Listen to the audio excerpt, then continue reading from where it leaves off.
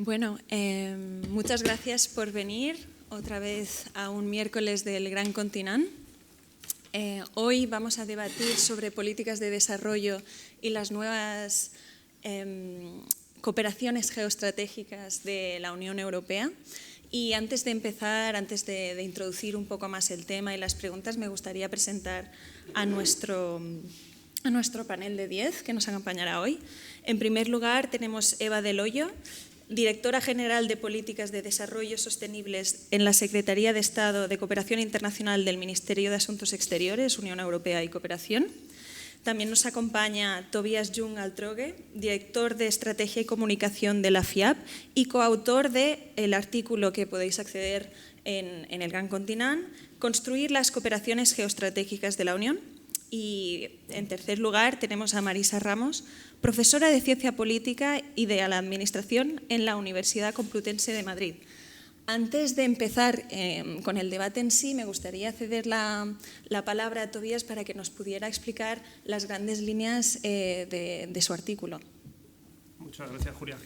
Bienvenidos. Muchas gracias al Círculo de Bellas Artes por ceder el espacio y organizar esto en un entorno, en un espacio de debate sobre Europa, que me parece, lo comentábamos antes de empezar, me parece fundamental tener un espacio de discusión y de debate sobre Europa en Madrid. Y, por supuesto, muchas gracias a Le Grand Continent y a Marisa y a Eva y a Julia por acompañarme y por enmarcar esta discusión o ampliar esta discusión también a otros ámbitos sobre la cooperación española. El artículo que hemos escrito con mi directora, que no ha podido estar aquí hoy, básicamente hace un análisis crítico de la cooperación europea actual.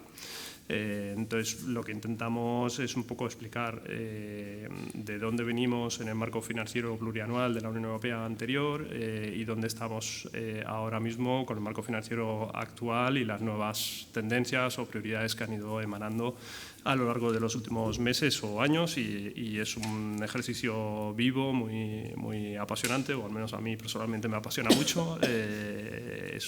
Va pasando en el día a día y desde nuestro punto de vista pues tiene mucho impacto. Entonces, en el marco financiero anterior, en el 2014-2020, veníamos básicamente de una reflexión estratégica sobre la cooperación europea que se plasmó en parte en un documento que se llamaba Agenda para el Cambio, o creo que Programa para el Cambio, me parece que es la traducción correcta, que lo que hizo es introducir, entre otras muchas cosas, pero introducir los pilares en aquel momento no comunitarios, o sea, todos los temas vinculados con la justicia y con el Estado de Derecho y la seguridad, en la política de cooperación europea. Esto para un Estado o para un país es una cosa evidente, la lógica de que el Estado de Derecho es una condición para un desarrollo sostenible, al fin y al cabo, pero no era evidente natural para la Comisión Europea, porque simplemente eran materias que la Comisión Europea no tenía competencias directas sobre la temática, ¿no? Lo tiene cada vez más, pero en aquella época todavía veníamos de una época de los pilares no comunitarios de la Unión. Hizo muchas otras cosas, como la concentración geográfica y la concentración temática, que luego se tradujo en el plan director en clave española. Seguro que va a entrar un poco más en estas lógicas.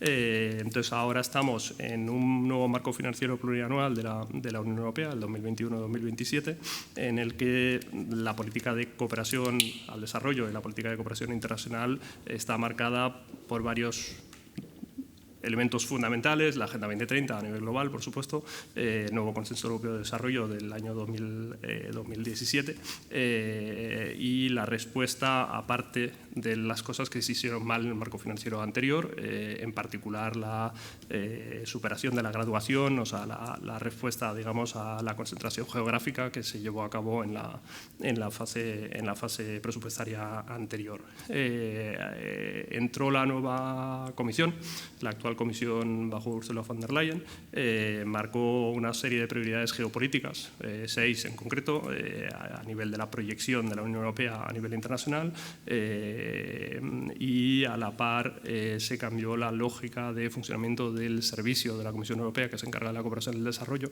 de un organismo que se llamaba DEFCO, o sea, de Development Cooperation, a un organismo que se llama International Partnerships, alianzas internacionales. Entonces, ese cambio de nombre realmente refleja el cambio de paradigma en la cooperación, que el objetivo primordial de los fondos de cooperación ya no es el desarrollo, sino es la construcción de alianzas internacionales para la Unión Europea, ¿no? Entonces, es un cambio de tendencia que desde luego por la COVID y por la respuesta a la pandemia se ve reforzado y emana el año pasado una estrategia nueva que se llama Global Gateway, de la que hablamos en el artículo, y que al final lo que busca es una estrategia de conectividad en el sentido amplio, centrada no solo en la conectividad física, sino también la conectividad digital, y lo que busca básicamente es, por un lado, el apalancamiento de nuevos recursos, de recursos del sector privado para objetivos de desarrollo, en línea con la agenda de Addis Abeba. Busca responder a una percepción creciente de exposición a una competencia geopolítica con Estados Unidos y en particular con China, o sea, Building Back Better Initiative de Estados Unidos y el Belt and Road Initiative de China, y busca también fomentar a la par el reconocimiento de la Unión Europea como actor ya no solo de soft power, sino de hard power de alguna forma, ¿no? Entonces, muy centrado en la lógica de que la Unión Europea es el principal inversor en algunas dimensiones, bueno, en algunas regiones del mundo, pero no es reconocido como tal y no tiene el poderío, digamos, de toma de decisión. Entonces, voy a intentar ser breve, luego entro un poco más en profundidad, pero ahí, a partir de ahí identificamos una serie de riesgos de esta estrategia que vemos un poco desde nuestra óptica. Representado aquí una fundación pública española que se dedica a gestionar la participación de las administraciones públicas españolas en proyectos de cooperación internacional, y desde esa óptica de la cooperación entre administraciones vemos una serie de impactos, digamos, que tiene esta estrategia Global Gateway que empezamos a percibir en la ejecución de nuestros proyectos, ¿no? Entonces, por un lado, lo que vemos es que la narrativa centrada exclusivamente en esta nueva estrategia deja de lado algunos elementos distintivos de la Unión Europea en su soft power, en cuestiones como la cohesión social, el Estado de Derecho, el funcionamiento del Estado de Derecho, no son parte de esa estrategia. Si son parte de esa estrategia, se convierten en un marco habilitante para las inversiones. O sea, el Estado de Derecho ya no está ahí por sí, por la importancia que tiene el Estado de Derecho, sino como marco habilitante para garantizar las inversiones. Segunda dimensión a nivel operativo es que la implementación de esta estrategia reorienta las prioridades que se han ido definiendo en el marco de la programación del NDC, no lo he dicho antes, el principal instrumento de cooperación internacional de este marco financiero 2021-2027, que se marca por las prioridades políticas. Un concepto que se introduce es el de Policy First.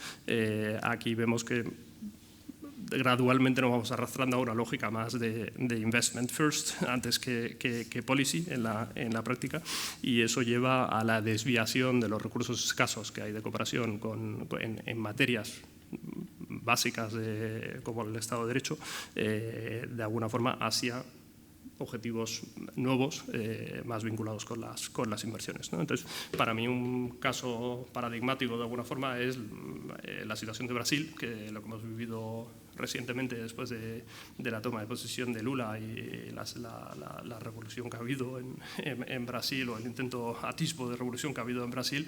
Al final, la Unión Europea, o lo que desde nuestra perspectiva los países de la región esperan de la Unión Europea, es el apoyo en materia de cohesión social, y percibimos que Europa al final, al menos en América Latina, es un modelo de funcionamiento del Estado de Derecho, de seguridad ciudadana y de cohesión social como base para ese desarrollo económico, ¿no? del que estamos hablando al fin y al cabo, ¿no? Entonces, pensamos que responder a esto con una inversión localizada en una región particular, desviando los pocos recursos hacia esas nuevas prioridades, que es un riesgo, ¿no? Al fin y al cabo. Tercer tema y último es el eurocentrismo con el que estamos abordando esta estrategia. Ya no se trata tanto del ownership o de la apropiación por parte de los países socios de sus prioridades en materia de inversión, sino que se trata sobre todo de los intereses europeos, ¿no? Entonces ponemos en el centro de estas estrategias los intereses de inversión europeos y dedicamos recursos que son de cooperación al desarrollo, digamos, a estos nuevos intereses, ¿no? Entonces ahí arriesgamos al final volver a una cooperación técnica de los años 70 del siglo pasado, más centrada en inversiones que igual no son tan sostenibles en las economías o en los modelos socioeconómicos de los países socios, porque no responden a unas demandas de esos países, ¿no? Sino responden a otro tipo de intereses. Y eso, con el riesgo adicional, lo decimos en el artículo, de ser percibido, de socavar el objetivo inicial de la iniciativa, que es el reconocimiento del poderío de la Unión Europea como una especie de hard power en el ámbito al menos económico, el riesgo que corremos es que se nos perciba como neocoloniales, ¿no? en esta actitud. Entonces, bueno, atisbamos ahí en el cierre del artículo una reflexión sobre la vuelta a los principios de eficacia para el desarrollo, creo que es un tema actual, ha habido una cumbre, una reunión de alto nivel sobre este tema bastante reciente, y la importancia y la centralidad de las políticas públicas, ¿no? De centrarnos en el acompañamiento de las políticas públicas en los países, porque al final lo que vemos que los países identifican también la Unión Europea, ¿no? Que buscan a la Unión, buscan a Europa, al fin y al cabo, para aprender e intercambiar sobre los diferentes modelos de políticas públicas aplicados por parte de la Unión Europea y sus Estados miembros. Entonces, un poco a grandes rasgos la idea, no me quiero meter en la ley, lo dejo más para Eva, luego igual en la réplica, y tampoco lo habíamos enmarcado también la sesión sobre el Tratado de Amistad recientemente con Francia, ¿no? Yo creo que hay elementos interesantes también que sí. pongo por ahí. Pues muchas gracias, Tobías, por este resumen del artículo al que podéis acceder, como he dicho, en la web del Gran Continent. Bebiendo ya de varias cosas que has mencionado, es verdad que la cooperación europea ha evolucionado mucho en este último par de décadas. Hoy en día nos encontramos, ¿no?, en un momento bastante especial, después de una pandemia, en tiempos de nuevas guerras que pensábamos que ya no iban a pasar, ¿no?, en un contexto de crisis climática también, y a nivel de España pues tenemos una nueva ley de cooperación y, como bien has dicho, un tratado de amistad recién firmado prácticamente con Francia. Entonces, teniendo en cuenta todo esto, y quizás es una pregunta muy amplia para empezar, pero me gustaría saber vuestras reflexiones. ¿Cuál y cómo debe ser la cooperación, ¿no?, las nuevas cooperaciones geoestratégicas, dado todo este contexto cambiante y dado toda esta evolución? Me gustaría quizás dar primero la palabra a Eva del Hoyo. Está abierto. Pues muchas gracias, Julia, por la palabra. Y bueno, en el marco un poco que Tobías ha iniciado, ¿no?, esta reflexión, y intentando responder a tu pregunta, yo diría que el nuevo marco nos lleva a más Europa. Y más Europa, yo diría también, bajo los principios de eficacia de la ayuda. En ese sentido, yo creo que la cooperación española se encuentra en un momento vital, digamos. Tras 25 años tenemos una nueva ley que será previsiblemente aprobada el 9 de febrero en el Congreso, última ronda. Tenemos en ciernes un nuevo plan director y tenemos en ciernes también la presidencia del Consejo de la UE, que para nosotros supone una oportunidad muy buena para trabajar de la forma que a nosotros nos gusta trabajar. En ese sentido, la ley, bueno, ya sabéis que establece el marco del 0,7 de AOD. Es verdad que nos encontramos en un momento que la AOD no es suficiente, simplemente hay que ir a otros flujos, a considerar la agenda de Addis Abeba, los 7 capítulos para la transformación y para la realmente implementación de la agenda de desarrollo. La agenda de financiación para el desarrollo, para mí, la base, ¿no?, o el pilar de la Agenda 2030. España apuesta por ir hacia el 0,7, apuesta por más cooperación europea, apuesta por dialogar con los países. Y ahora me meteré en eso, pero bueno, la ley va en ese sentido. Apuesta también por una gobernanza multiactor y multinivel, y en eso se crea una gobernanza más amplia del sistema de cooperación internacional, en la que todos los actores yo creo que tienen cabida, y España yo creo que los marcos de asociación país se trabajan de esa forma, ¿no?, con la sociedad civil, con todas las instituciones, comunidades autónomas, etcétera. Y yo creo que al final, bueno, una nueva agencia, ¿no?, como núcleo de la cooperación, pero también dando cabida a otras instituciones que también tienen su lugar y su rol. Y yo creo que precisamente la forma de trabajo que nosotros desarrollamos, en la que planificamos y en la que dialogamos con los países, es lo que vamos a intentar hacer o transmitir a nuestros socios europeos. Yo creo que Global Gateway es una idea estupenda y es una idea que debemos progresar. Ahora, otra cosa es el cómo. Nosotros siempre hemos creído en la programación conjunta, y en la programación conjunta como un proceso de diálogo político al más alto nivel, y querríamos, ¿no?, que para la cumbre se tomase ese modelo. Es verdad que todos sabéis que uno de los grandes hitos de la cumbre, de la presidencia de la Unión Europea va a ser la cumbre UE-LAC, en la que se está trabajando.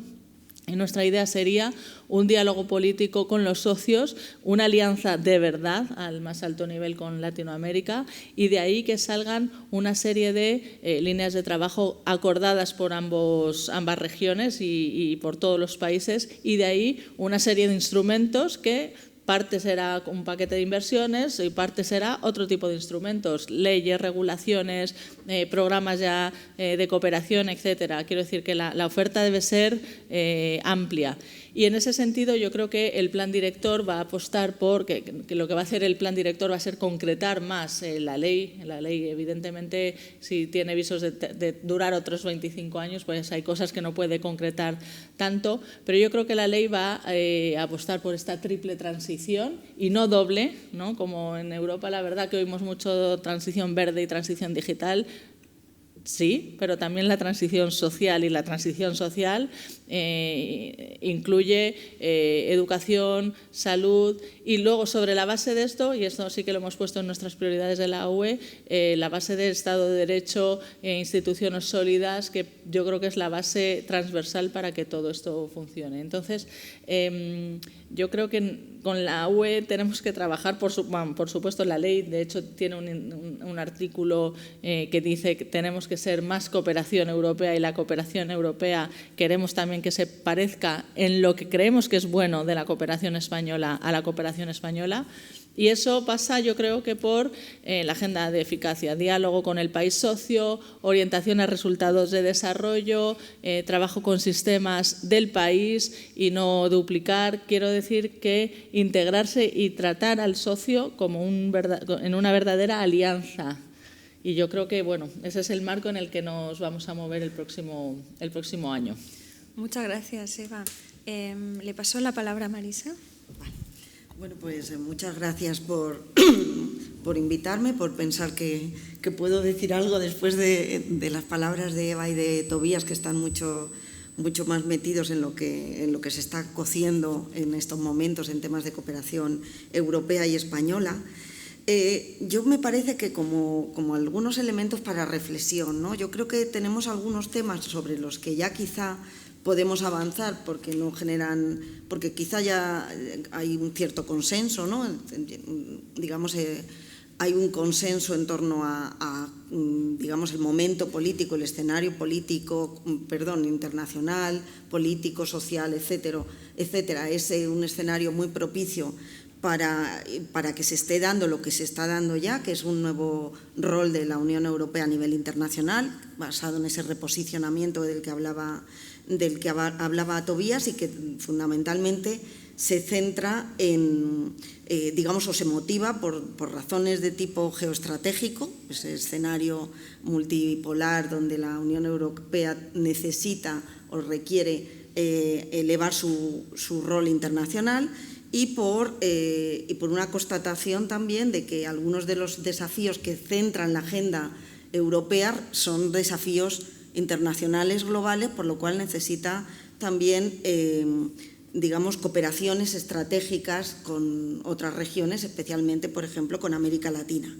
Y que ese proceso reclama un refuerzo de la cooperación, del multilateralismo también, de muchos otros instrumentos de ámbito internacional, pero desde luego de la cooperación que ya los cambios que se habían adoptado a través sobre todo del NDC nos ponían en una tesitura propicia, ¿no?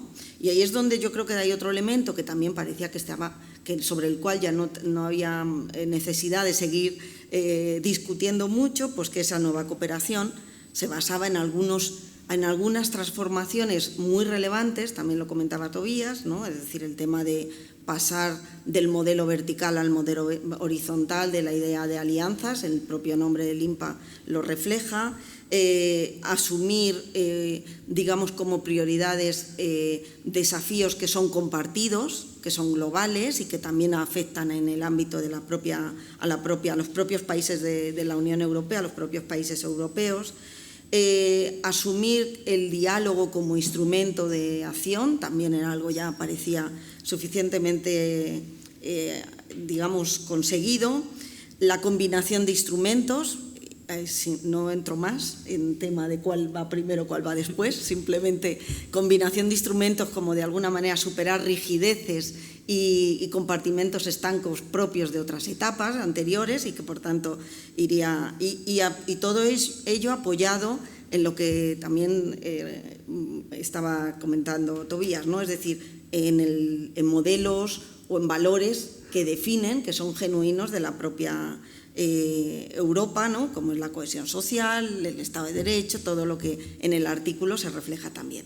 Elementos, por cierto, también lo escribimos Tobías y yo hace un tiempo, que estaban presentes con muchos defectos, pero con muchos elementos básicos en la experiencia de la cooperación española o en la experiencia de la gestión española de cooperación europea a través, por ejemplo, de la FIAP. Es decir, que ya había mucho de esto avanzado. Claro, ahora se nos abre el debate en otros temas. Se nos abre el debate fundamentalmente en el tema de agendas y se nos abre el debate en el tema de los instrumentos, el cómo, las estrategias más bien. En el tema de agendas, cuando decimos retos globales, retos compartidos, en definitiva, probablemente la mayor parte de lo que estamos viendo, que se está abordando, sobre todo a través del Global Gateway y demás, son retos para Europa, que son fundamentalmente retos compartidos, pero que sobre todo preocupan y son prioritarios en la agenda europea, ¿no? Es decir, el tema medioambiental, el tema energético, el tema alimentario, el tema, por ejemplo, democracia, que es un tema compartido, pero que está priorizándose fundamentalmente a nivel europeo. Es decir, hasta qué punto está Europa dispuesta a avanzar en temas que son propios específicamente del ámbito, por ejemplo, latinoamericano o de otras regiones, yo puedo hablar más de América Latina, y que no son prioridad en el ámbito europeo. Por ejemplo, el papel del Estado, el tema de Estado de Derecho por ejemplo, las contradicciones en cuanto al tema de los modelos de desarrollo, el modelo extractivo, etcétera. Es decir, cuando decimos agenda compartida, cuidado, porque es fundamentalmente agenda europea. También en temas de el cómo o las estrategias, ¿no? Es decir, sin entrar, porque eso lo trabaja muy bien, lo plantea bien Tobías y en el artículo está abordado, sin entrar en el tema de el blending o la combinación que va primero, y parece que ahora nos está, por lo menos en lo que la música que nos está sonando es que parece que van primero lo financiero que la política, es decir, el policy first que tanto se insistía, se nos está quedando el policy second o third, pero no solo eso, sino también digamos, realmente se está dispuesto a hacer una cooperación que incida en los procesos de transformación, porque los procesos de transformación hay que identificar dónde están. En países, por ejemplo, en América Latina del Sur, pues hay agendas de transformación, digamos, derivadas de los gobiernos progresistas que han ganado las elecciones en el último año. Pero en otros ámbitos, las agendas de transformación, las agendas de cambio, están muy lejos de estar en los gobiernos. ¿Qué tipo de diálogo político? ¿Con quién? ¿Cómo apoyar, por tanto, esos procesos de transformación que probablemente son refuerzo de actores, sociedad civil, diálogo de políticas no con los gobiernos, sino con otros? Ahí hay unos elementos en términos de estrategia, de impulso de agendas de transformación, de las agendas que se supone que son las agendas que necesitamos desde la perspectiva europea para socios con los que trabajar, que no está claro cómo hacer. Y eso pasa también, por tanto, por trabajar en ese proceso de refuerzo de esas agendas de transformación que pueden estar también en apoyar, por ejemplo, espacios regionales que están ahora mismo en el ámbito, o en reducir asimetrías de conocimiento, por ejemplo, en términos de acceso a conocimiento, acceso a tecnología, etcétera. Realmente ese proceso se está abordando de esta forma. Lo que quiero decir con esto, que probablemente, para acabar ya en esta primera tanda, es, digamos, hemos pasado de un modelo, de un poco del péndulo, de una cooperación que queríamos digamos, que no fuera una política aislada, pero que era una política aislada, y que queríamos que fuera una política mucho más politizada, a una cooperación que probablemente hemos vuelto muy a los inicios de una cooperación mucho más instrumental y por tanto, ya no es que esté asociada a otro tipo de políticas, es que está supeditada o instrumental con respecto a otras políticas. Y ahí es donde, digamos, todo lo que hemos reclamado tanto tiempo de politizar la cooperación, probablemente ahora se nos ha pasado al otro extremo, ¿no? Se nos ha quedado una cooperación muy politizada, muy instrumentalizada. Pero lo dejo aquí para seguir, si acaso, después. Muchas gracias. Antes de seguir y darle la palabra a Tobías, quería hacer quizás una reflexión ligando también vuestras dos intervenciones sobre lo que significará este nuevo rol de la Unión Europea, ¿no? En estas nuevas cooperaciones geoestratégicas. Hemos hablado de los valores de Europa, pero de lo que se deriva sobre todo de lo que has dicho tú, Marisa, es que las prioridades al fin son lo que marcan el tipo de modelos de desarrollo que estamos dispuestos o no dispuestos a dialogar, incluso, ¿no? con socios que no son, ¿no? de nuestro ámbito. Y esto me lleva a la pregunta, que es que dentro de esta nueva cooperación geoestratégica, aparte de los riesgos, ¿no? que sufrimos, que Tobías ya ha mencionado en su introducción, ¿qué prioridades y agendas podemos resumir deberían guiarla, ¿no? ante este efecto péndulo en el que nos encontramos? ¿Cuáles serían quizás las vías a seguir? Adelante. Qué fácil. Yo lo primero, o sea, yo creo que por lo que decía Eva sobre el papel del Global Gateway y el qué estamos intentando hacer o qué está intentando hacer la Comisión Europea con los Estados miembros en materia de movilización de recursos adicionales, yo creo que eso está fuera de toda duda y creo que hay un consenso muy amplio en torno a que estos son iniciativas buenas que construyen y refuerzan también la lógica de Team Europe, que también es un concepto, no hemos hablado de ello todavía, que da para mucho, que igual para otro artículo, otro debate.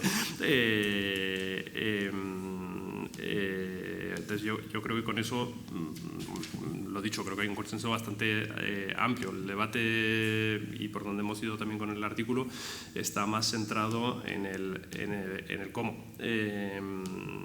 Sobre tu pregunta sobre las prioridades y la agenda, la Comisión definió, lo mencioné antes, 6 prioridades geopolíticas al principio de mandato, que luego se validaron además por el correspondiente Consejo de Asuntos Exteriores en materia de acción exterior, que si no recuerdo mal era verde, digital, jobs and growth, o sea, empleo y desarrollo económico, desarrollo humano, alianzas o migration partnerships, alianzas o acuerdos migratorios, y el sexto componente, Estado de Derecho y seguridad.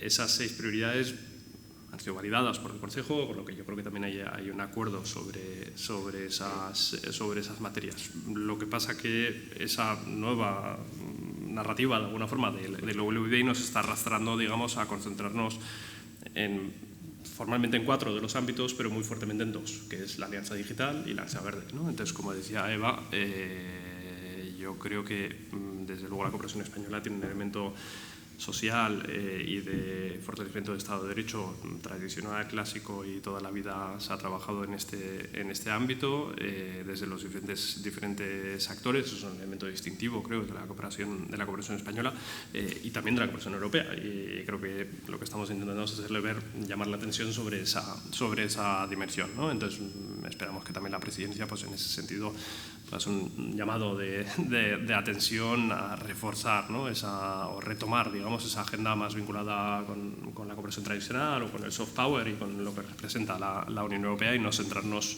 solo en lo nuevo, ¿no? Estando de acuerdo en lo nuevo, pero sin centrarnos solo en esto. Y vinculado con esto, el tema de los diálogos, me parece, esto lo hemos hablado alguna vez así de pasillo, ¿no? Que el debate sobre el cómo organizar los diálogos en el marco de la cooperación, la priorización de la cooperación, creo que es un debate apasionante, interesante, profundo, y justo el debate sobre cómo nos relacionamos con otros países democráticos, ¿no? Que con las voluntades y prioridades políticas de gobiernos, que hasta qué grado son democráticos, no son democráticos, nosotros mismos, que el Estado de Derecho y el funcionamiento de la democracia está en cuestión, ¿no? Está siendo atacado no solo para nosotros, sino también para los países socios con los que trabajamos, pero creo que es un debate muy profundo, ¿no? En qué sentido, o sea, a partir de cuándo debemos hablar con la sociedad civil o con los estados o con los dos, o de qué forma, ¿no?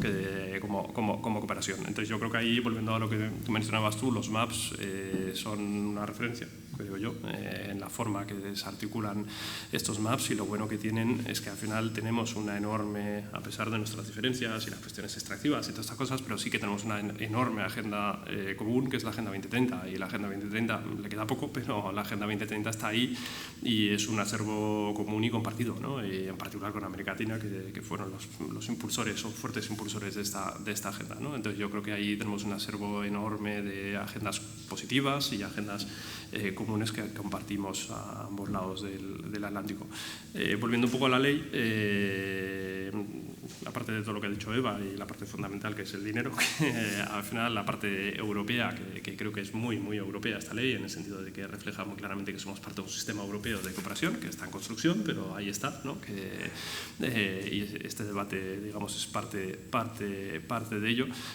Volviendo un poco a lo nuestro como FIAP, ¿no? También introduce una definición de lo que llamamos cooperación técnica pública, como una especificidad de la cooperación técnica, que creo que tiene su relevancia en esto, ¿no? En la construcción de alianzas, porque al final de lo que estamos hablando es de internacionalizar nuestras administraciones e involucrarlas, las administraciones públicas, en enfoques de todo gobierno y en acciones de construcción de alianzas con países socios, ¿no? Entonces, involucrarles también nos da una dimensión adicional de ese diálogo, ¿no? Y de esa construcción de una alianza que sea sostenible y que perdure más allá de un proyecto de cooperación en el desarrollo, y que incluso impacte más allá de los objetivos de un proyecto de desarrollo, ¿no?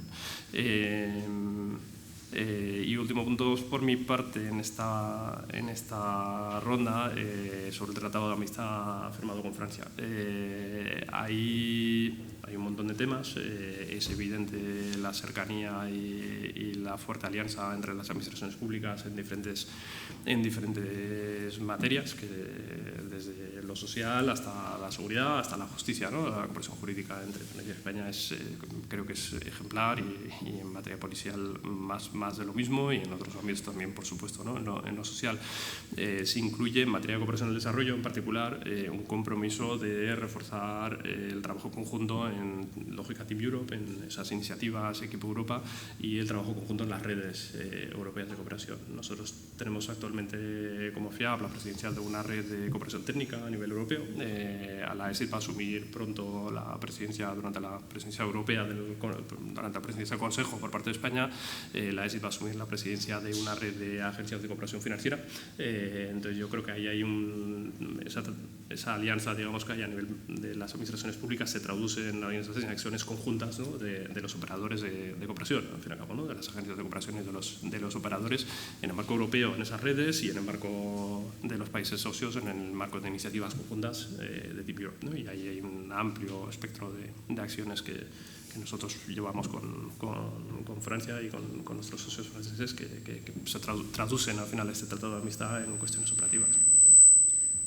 Gracias, Tobías. Creo que evidentemente la Agenda 2030, ¿no? Nos da como un marco de colaboración con nuestros socios, en el que también las administraciones tienen que tener su rol a nivel no solo, como decíamos, ¿no? político, sino también pues de aprendizaje mutuo técnico, de reforzamiento de las instituciones, no dar por sentado, ¿no? el Estado de Derecho, como comentábamos, y con eso solamente quería pasarle la palabra a Eva.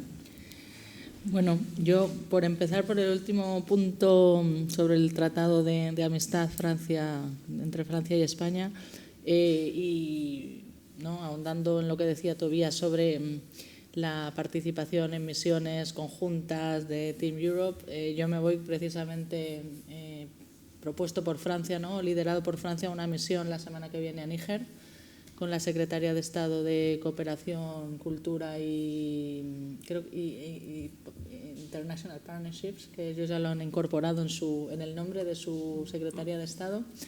Y vamos a hacer una misión a terreno, pues a un país que es de interés por supuesto, para Francia y también para España. Desde 2003 Níger es parte de la cooperación española, un país socio de la cooperación española. Y yo creo que va a ser muy interesante. Vamos a ver un rango amplio de proyectos de educación, de energía, también de defensa, y también va a haber un foro de negocios. O sea que, y luego con Francia la verdad es que trabajamos bastante de la mano. Vía la embajada aquí, desde la presidencia francesa el año pasado, hemos estado muy en contacto y seguimos trabajando. Nos preguntamos, ¿no? cuál es la posición frente a los foros. Ahora que ha sido el de biodiversidad en Quebec, hemos trabajado juntos, o sea que sí que hay muy buena sintonía, y yo creo que eso lo va a... Metemos nuestras diferencias en ciertos aspectos, y además nuestra cooperación y la cooperación francesa es parecida, pero no igual del todo. Y bueno, yo creo que ambos podemos aprender los unos de los otros. Referente a las prioridades, simplemente ahondar un poco lo que decíamos, ¿no? El diálogo político, mientras sea posible, como decía Marisa, tiene que ser la primera vía, y la primera vía abierta. Si no es diálogo político y análisis político, pues tiene que ser con otros actores. En eso estamos trabajando en el plan director. Nosotros tenemos los marcos de asociación país, muy en la línea con lo que era la programación conjunta y los MIP de la Unión Europea. Pensamos que con el Global Gateway se ha perdido esa programación conjunta, y yo creo que en nuestra presidencia vamos a reclamar, ¿no? de alguna forma, que se haga ese análisis conjunto, porque al final Global Gateway se va declinando, y al final lo que está quedando por ahora es un paquete de iniciativas Equipo Europa, que son proyectos o programas concretos, pero al final hay 100 y pico TEIs, que las llamamos, prácticamente una por país, mientras que la programación conjunta era un ejercicio conjunto, allí donde nos lo creíamos, ¿no? España ha sido siempre un defensor, y yo creo que se exponían las carencias y las debilidades conjuntas, y se intentaba dar una solución conjunta. Esto es simplemente trabajar en un programa concreto, y creemos que la integración europea nos debería de llevar más allá. en todos los temas. Por supuesto, ya lo hemos dicho, en verde y digital hay muchísimo y además tenemos que transitar hacia ese tipo de prioridades, pero en lo social nunca se nos debe de olvidar, ni se nos va a olvidar, porque lo que nosotros negociamos con los países es trabajo normalmente en fortalecimiento institucional y en políticas sociales, ¿no? Y luego en las políticas que decimos en la transición verde y digital, recordemos que, por ejemplo, en la digital no es simplemente unas tecnologías concretas, no, es todo un proceso de hacer que la digitalización sea justa, sea sostenible y sea para todos. O sea que esa es la forma de trabajar de España. A veces, Tobías lo hablaba, ¿no? Los instrumentos son importantes y no siempre los instrumentos de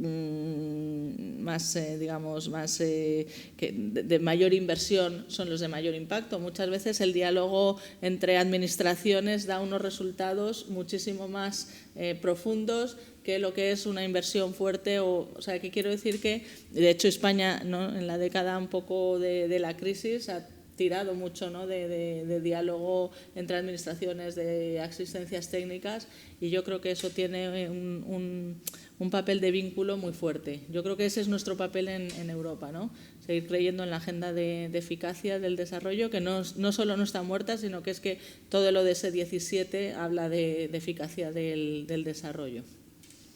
Muchas gracias. Antes de pasarle la palabra a Marisa, me gustaría ya introducir, ¿no?, una región que ha ido saliendo, ¿no?, durante todo este debate, sobre todo hablando de esto de cooperación entre administraciones, Eurolat, también, ¿no?, la necesidad de, bueno, la nueva ley de cooperación, incluso los focos también geográficos que tiene, que es el papel de América Latina, ¿no? En esto se dice, ¿no?, también en los distintos tipos de modelos de desarrollo que podemos encontrarnos, y sobre todo quizás también ligándolo con el Tratado de Amistad, si por ejemplo a este nivel hay proyectos conjuntos España-Francia en esta región, por ejemplo, ¿no? Pero en general, ¿qué papel para América Latina en estas nuevas, ¿no?, cooperaciones geoestratégicas? Bueno, yo de hecho ya estaba hablando de América Latina, pero bueno, por ponerle un poco más de énfasis, ¿no? Y volviendo un poco a tu pregunta anterior también del tema de agendas, prioridades, ¿no? Yo creo que, bueno, tal como planteaba Eva y demás, el tema del diálogo político, del que hay mucha experiencia, es una vía que, digamos, clave para la cuestión de cooperación en torno a agendas. Y ahí creo que además, a pesar de lo que yo misma he dicho al principio, la Unión Europea tiene una capacidad de transferir agenda que es muy relevante en torno a muchos ámbitos, a temas en los que realmente hay una capacidad específica y somos reconocidos como tales, ¿no?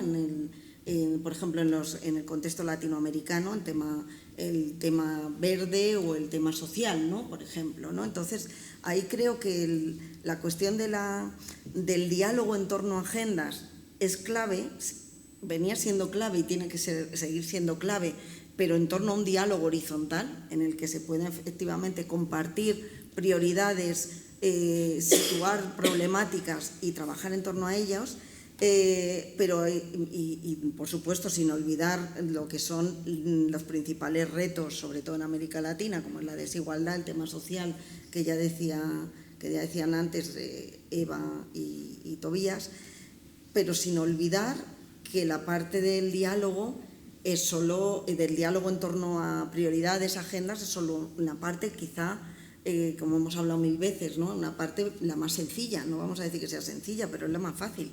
Es decir, lo que viene detrás es lo difícil, y es ahí donde, sobre todo en contextos como el de América Latina, se genera el círculo vicioso de las dificultades de avanzar realmente en procesos de cambio, y avanzar en políticas y avanzar en la implementación. Creo que el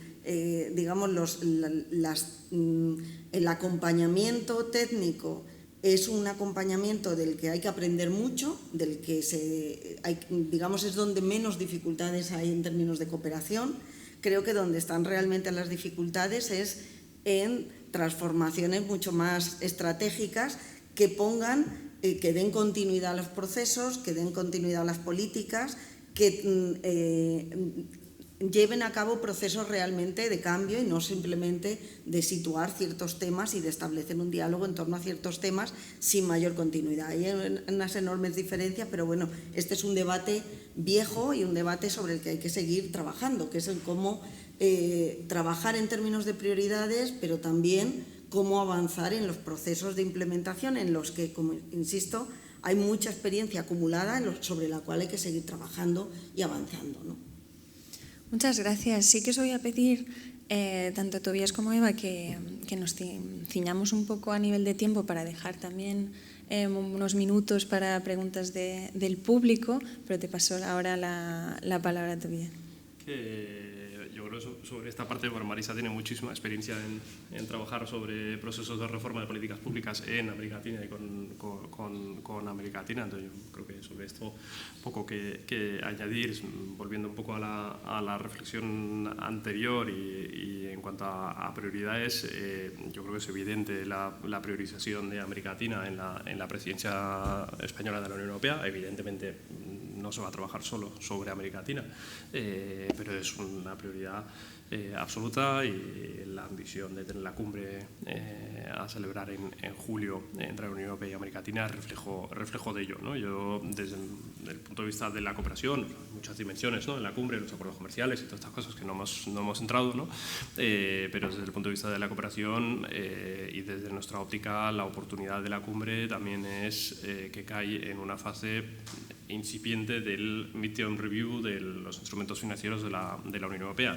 Sabéis que en el presupuesto de la Unión Europea hay una reducción de casi un 15% frente al marco financiero anterior dedicado a América Latina. Estamos hablando de 3.395 millones de euros para el marco financiero actual, que suena mucho, pero en la práctica para 7 años y para 33 países de América Latina y el Caribe, desde luego se evapora rápidamente, y más si no lo gastamos en inversiones puntuales. No quiero volver a ese debate, pero desde luego supone una oportunidad de marcar terreno para la importancia de América Latina, tanto geoestratégica, política y demás, pero también operativa, en el sentido de lanzar, digamos, ese mensaje de cara a la revisión intermedia de los instrumentos de financiación de la Unión Europea, y en particular el DCI, el de acción exterior. Luego, conceptos que se han reforzado mucho por parte del Ministerio de Asuntos Exteriores, pero también por parte de los actores de la cooperación española, como el desarrollo en transición, ¿no? Eso va a ser parte también de la agenda de presidencia en materia de cooperación. Es un elemento central de justificar por qué hay que seguir trabajando con países de renta media, por una cuestión de brechas de desarrollo, por una cuestión de la sostenibilidad de los procesos de desarrollo, ¿no?, y la importancia de ese elemento. Y eso se traduce en acciones conjuntas que trabajan en esa dimensión, incluyendo acciones conjuntas de España con otros Estados miembros, y en particular con Francia, ¿no? Nosotros, desde la FIAP, estamos trabajando en varios programas importantes en ese sentido, conjuntamente con nuestros homólogos en Francia, y con la participación de las administraciones españolas y francesas y de otros Estados miembros en ámbitos como la cohesión social, el programa Eurosocial, que es, digamos, el embrionario de ese concepto de desarrollo en transición, ¿no?, al que me acabo de referir, pero también acciones vinculadas con el cambio climático, un programa que se llama Euroclima, que es de fortalecimiento de las capacidades de respuesta a los compromisos NDC por parte de los países en la región, y también hay inversiones concretas en materia verde, y en otros ámbitos como la seguridad o la cooperación jurídica y policial internacional, y tanto intra-América Latina como de América Latina con la Unión Europea, el intercambio de información y la cooperación jurídica y policial internacional y penitenciaria, en un programa que se llama el Pacto, que también co-dirigimos Francia y España, al menos en la fase actual. Muchas gracias. Por acabar con el debate y después dejar paso a las preguntas, Eva. Sí, bueno, yo suelo decir que el interés de España en América Latina es conocido, y es verdad que en los debates europeos hasta hace bien poco no interesaba, Cuando nosotros hablábamos de América Latina, bueno, se perdía el eco en la habitación del Consejo, de la Comisión, nadie respondía. Portugal en general siempre nos acompañaba. Pues bueno, con Ucrania y con COVID se ha visto un cambio muy importante. Ya cuando salen temas de América Latina en las reuniones en la Comisión, pues ya 5 o 6 países hablan, toman la palabra voluntariamente y luego los demás van respondiendo. Quiero decir que la situación ha cambiado mucho. COVID nos ha enseñado que los países con sistemas débiles, institucionales débiles, van hacia atrás en el IDH. O sea, no hay que dar por sentado que esos países se gradúan y que la renta per cápita hace que sean países desarrollados, porque viene una situación de compromiso y los sistemas sociales que no son fuertes y robustos no soportan las situaciones. Y ya Ucrania, hablando desde el punto de vista geopolítico, nos ha enseñado que la relación transatlántica, que Europa no ha cuidado durante años, recordamos que lleva Berlín Cumbre desde 2015 y desde el 98 ha sido muy irregular, ha sido un matrimonio, digamos, de conveniencia, pero no ha sido algo cuidado y algo que los dos hayan querido cuidar, pues yo creo que nos ha demostrado que es una relación que hay que cuidar y que es distinta que a otros sitios. Por supuesto, la UE da por sentado África, da por sentado Asia, pero América Latina es un socio mucho más de igual a igual. Y yo creo que lo que tenemos que hacer es construir una agenda de desarrollo conjunta, ¿no? Porque ellos, como ha dicho Tobías, han diseñado la Agenda 2030, creen en ello, índices de multidimensionalidad. Quiero decir, en muchos temas nos sacan mucha ventaja, y yo creo que es un aprendizaje conjunto. Yo creo que España lo que pretende con la cumbre de julio, ¿no?, de la cumbre UELAC, es precisamente que esta relación no vuelva a caer en el olvido y que Europa entienda que es un continente que nos necesitamos mutuamente, y que yo creo que la idea es que se construya algo que sea duradero en el tiempo y que no tengan que volver a pasar 7 años para volvernos a reunir. Muchas gracias a los tres por vuestras intervenciones. Voy a dar ahora paso, si hay alguna pregunta o comentario incluso del público.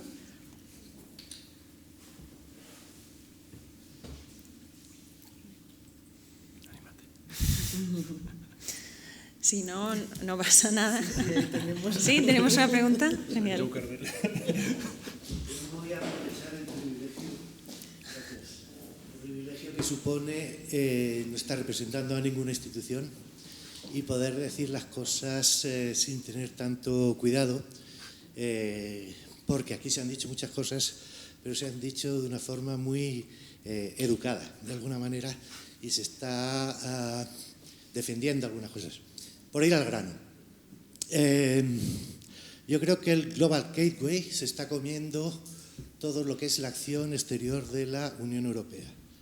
Es una respuesta y forma parte de una iniciativa del G7 que se llama Partenariado Internacional para la Inversión en Infraestructuras, y así es reconocida por la propia Comisión Europea, que es una iniciativa que surge para hacer frente al cinturón y la ruta de China, que sabemos que está invirtiendo mucho por ahí, y que está sirviendo para dejar de lado, y aquí se ha dicho, temas importantes como es los valores de la Unión Europea y las anteriores orientaciones que tienen que ver con la defensa de los derechos humanos, la gobernanza, la democracia y demás, porque se está poniendo prácticamente como norte de Europa, sencillamente los intereses de algunos actores europeos, que no de todos, que son las grandes empresas.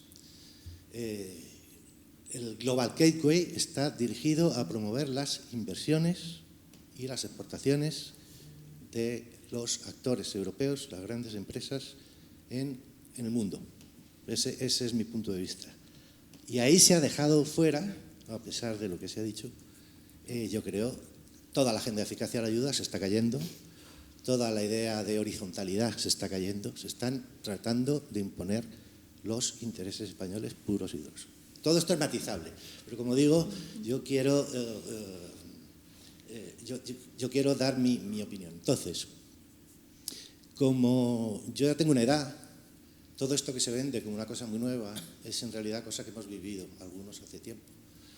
Yo recuerdo cuando empecé en cooperación hace 30 y tantos años, el principal instrumento de la cooperación española y de muchos países era, en el caso español, el Fondo de Ayuda al Desarrollo, que era un instrumento para promover las exportaciones españolas y otros instrumentos para promover las inversiones españolas. Todo esto se fue matizando mediante determinados acuerdos internacionales, el consenso OCDE contra la ayuda ligada, que ahora vuelve por la parte de atrás. Entonces, todo esto que se nos vende como una gran modernidad no es más que una vuelta atrás a algo que creíamos superado a través de un enfoque más de objetivos de desarrollo comunes, objetivos de desarrollo del milenio, objetivos de desarrollo, todo eso está quedando aparcado. Entonces, mi punto de vista es, por un lado, agradecer el trabajo que están haciendo cada uno a su nivel, la DGPoldes, la Secretaría de Estado y FIAP a su nivel, para ver si conseguimos redireccionar de nuevo lo que se está, hacia donde se está encaminando la política de la Unión Europea, que a mí me parece bastante escandaloso. Antes se trataba durante un poco tiempo, la Agenda de Eficacia de la Ayuda nos hacía, vamos a apoyar la reforma de los países, aquella reforma de las políticas que permitan que los países avancen. Y ese era el foco, lo que se llamaba Policy First. Primero hablemos de las políticas y luego veamos qué instrumentos para desarrollar esas políticas. Eso ha quedado o está quedando completamente aparcado. Ya no es la política, volvemos a una cuestión antigua, muy antigua, de hace 30 años, que es poner por encima el proyecto.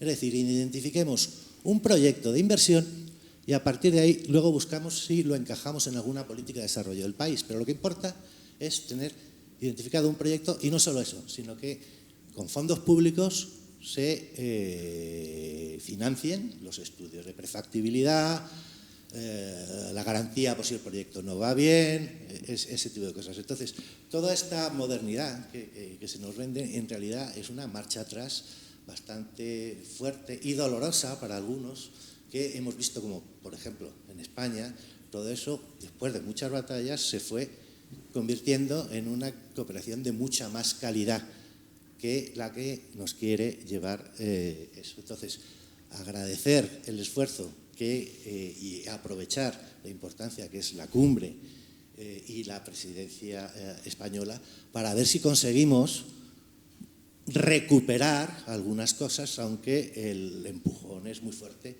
en ese camino, porque, como dice la Europa geopolítica, se entiende como la Europa de defensa de intereses. Y ese es un error, porque Europa además tiene valores. Y si nos empezamos a comportar como China, vamos a perder mucho campo de actuación. A los chinos no les interesan los derechos humanos, ni les interesan los temas ambientales, no les interesa nada. No podemos tratar de competir con China y con Estados Unidos, por cierto, haciendo como lo hacen los chinos. Quiero decir, bueno, ese era mi comentario. No sé si alguna pregunta, pero insisto, agradecer. Se han dicho las cosas, pero aprovecho de que yo estoy aquí y que no tengo ningún tipo de atadura, puedo decir las cosas o como yo las entiendo por lo menos. Muchas gracias. Muchas gracias a ti por... Sí. Porque mi pregunta un poco en esta línea, yo soy totalmente un outsider aquí, de la empresa privada, beneficiada de estas empresas que se benefician de contratos públicos, y mi pregunta iba un poco sobre, bueno, se ha aclarado un poco con el comentario de Ignacio, sobre cómo va alineada esta política de cooperación efectivamente con estos intereses a nivel europeo, es decir, de estos intereses de cada país de la Unión Europea, los países como América Latina, Alemania, África y demás, cómo se alinean para que vayan alineados estos intereses económicos con estos intereses de cooperación para que esto tenga un éxito, que es para mí es lo que es una caja negra, que no veo esa alineación que pueda haber entre estos dos tipos de intereses. Si son los mismos, si se están alineando, si se están separando. Aquí estoy viendo que se están separando, pero no lo sé. Adelante, doy carta blanca. Yo me lanzo con la primera. Yo sin matizar, antes he hablado de la cooperación técnica de los años 70, que esto es un poco regreso al futuro, que eso gente joven de esta sala no recuerda ese tipo de películas que al final, pero sí los logos de la peli. No voy a entrar a matizar, yo creo que hay matices evidentemente sobre cómo lo has expuesto, pero sí añadir dos dimensiones que igual casi lo empeoran.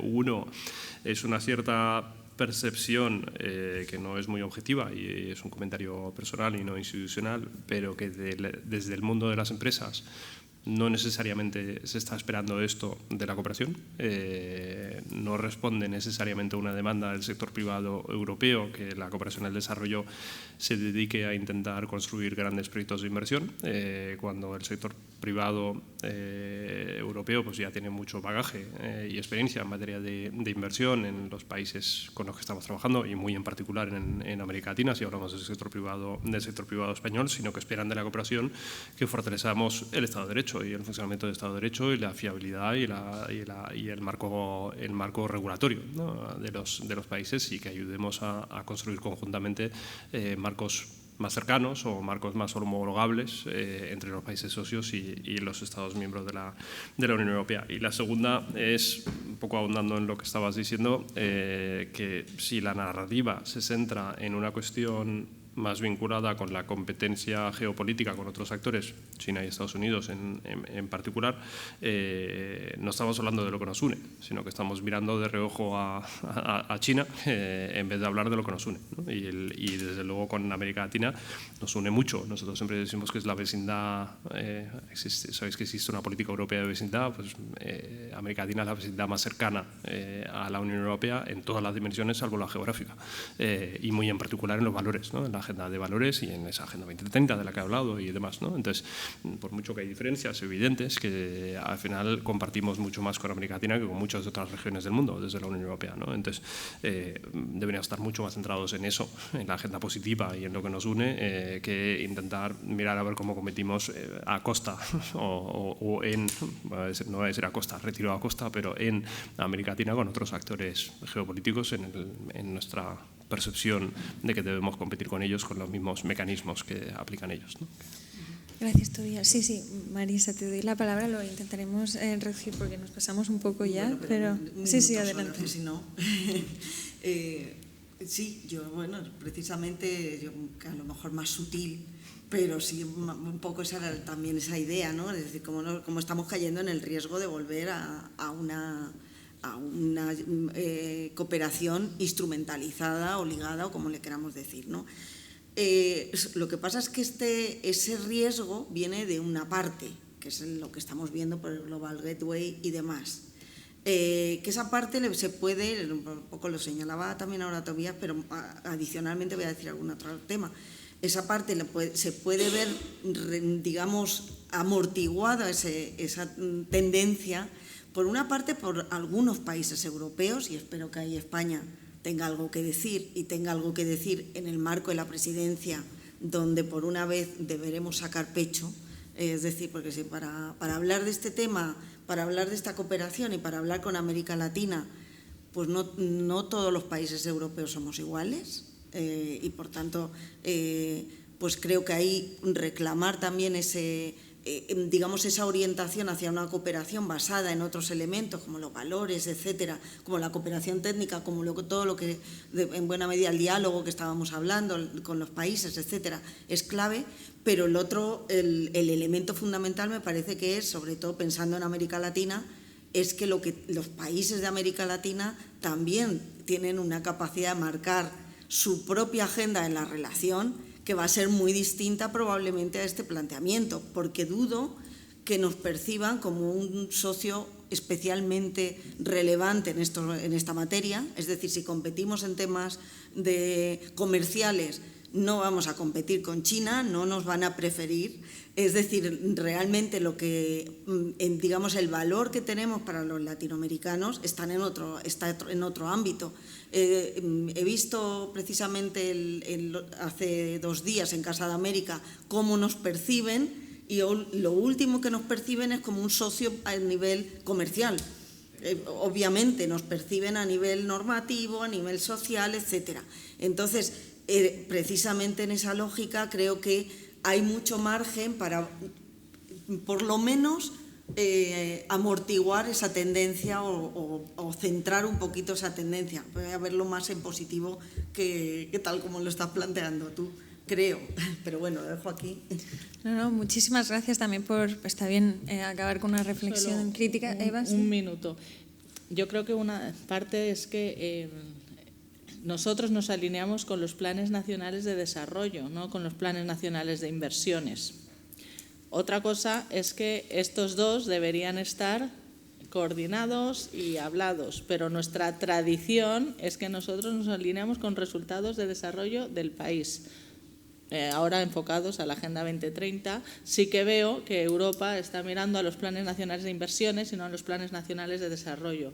Esto se solucionaría también en los países teniendo marcos integrados, marcos financieros integrados, ¿no?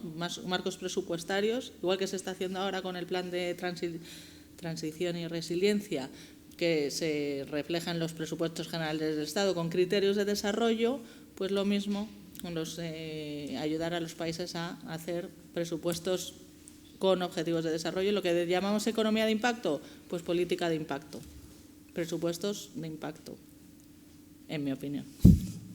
Bueno, ahora sí, cerramos con una reflexión crítica que también está bien. Muchísimas gracias, Eva, Tobías y Marisa, por venir hoy y compartir con nosotros todas estas reflexiones. Ha sido un placer también moderar este debate, y solamente quizás antes de ya cerrar esta sesión, recordar que el próximo miércoles del Gran Continent nos vamos a mover de hecho a América Latina y vamos a hablar de la crisis en Perú, y con eso os deseo una buena noche. Gracias.